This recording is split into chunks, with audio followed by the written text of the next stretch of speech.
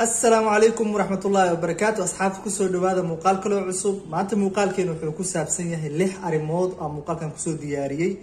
أو بلشة قيبه ذا كل دون آمسيهين أو دريال كعافمات كإنها لحريرو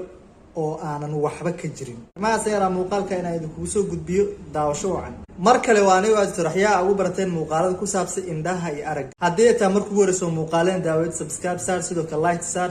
aad ay idinkaga mahadcelinaa 15 kun waa soo dhaafno waxaan ku sii soconaa 20 kun haddii hore u gudagalo muuqaalka arinta koowaad oo dad badan ay aaminsan yihiin laakiin caafimaadka indhaha la xiran waxay tahay dadka qaar haween islaamiga oo kala magac ugu daraayo ayaa aaminsan in indhakuusha uu aragga uu xoojinayo marka dadka qaar waxa arkaysa markay xarunta imaadaan daryeelka indhaha oo kale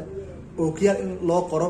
in ay ookiyaalka iska dhaafaan indhakuusha marnaa ayagoo aaminsan in indhakuusha arag u soo celinayo arintaas waa arinta koowaad oo waxba aan ka jirin oo xiriir aan la lahayn daryeelka caafimaadka indhaha oo dad badan ay aaminsan yihiin ama waxa la kala waa quraafaadka koowaad dad badan aaminsan yihiin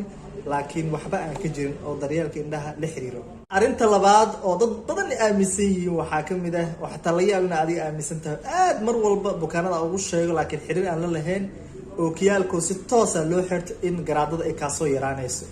qof aa kiyaal u qoraysa wuxuu u maleeyaa in haddii ookiyaalka si toos ah u xirto in arag garaadis ay soo yaraanayso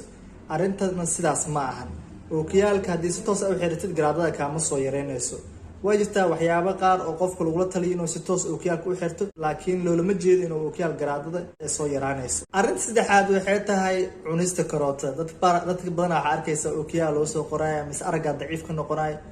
guriga taga karooto badan oo cunaa maarton karooto loo cunaa wuxuu u maleeyaa in karootaas ay arag u soo celinayso karootada caafimaadka indhaha u fiican tahay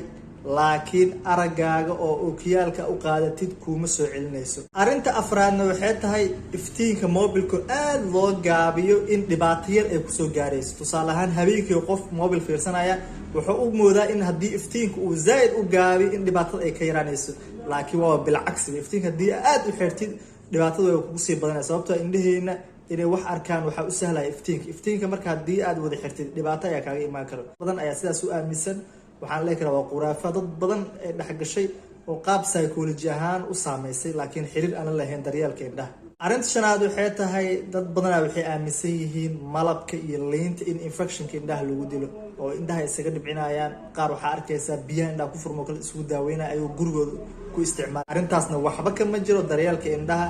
waxba xiriir lama lahan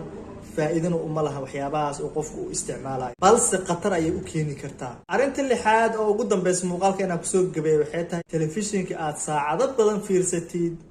araggaaga ma saameynayo araggaaga daciif kama dhigayo waa suurtagal tv-ga oo caruurta kale si toos u fiirsadaan saacado badan oo kale in habfikirkooda dareemahooda iyo waxyaabo kale oo la xiriir inuu saameeyo laakiin aragga qofka ma yareynayo lixdaas arrimood oo muuqaalka dadtaan idinku soo gudbiyay midkee adiga aaminsaneed qaybta comment igula wadaaga intaas ayaa muuqaalkeena kusoo gabeynaa waxaan idin rajaa caafimaad iyo indhafiyo